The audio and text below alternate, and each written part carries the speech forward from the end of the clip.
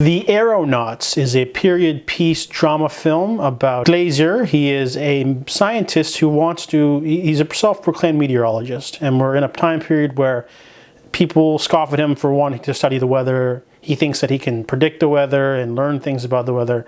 However, in order to do that, you need to be in a balloon, and balloons are expensive, and he's got to find funding for one. So he decides to contact a young woman named Amelia Wren. She is a pilot, and he wants to work with her to go higher than anyone else has ever gone before in a weather balloon in order to study what's up there, because they don't know. So this movie starts off with them already launching into the balloon, and then through flashbacks we get how they met, their trials and tribulations of trying to get the funding, and then it sort of becomes almost like an action-adventure disaster kind of story.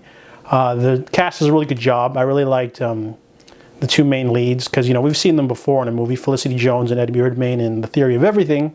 So they do a pretty good job in this movie as well. They're not love interests, which I dug. They're more like friends, and they open up to each other through hardships, and the movie has some really great visual effects. Overall, though, the movie doesn't really connect on an emotional level. It feels more like a disaster film than anything, but I quite like the production values, and the two main leads, really, they sort of carry the whole movie. And overall, it's not a bad watch. I wanted to watch it because someone mentioned that it was a good film in the vein of Hidden Figures, so I wanted to check it out, and it was pretty solid. So I give The Aeronauts a 6 out of 10.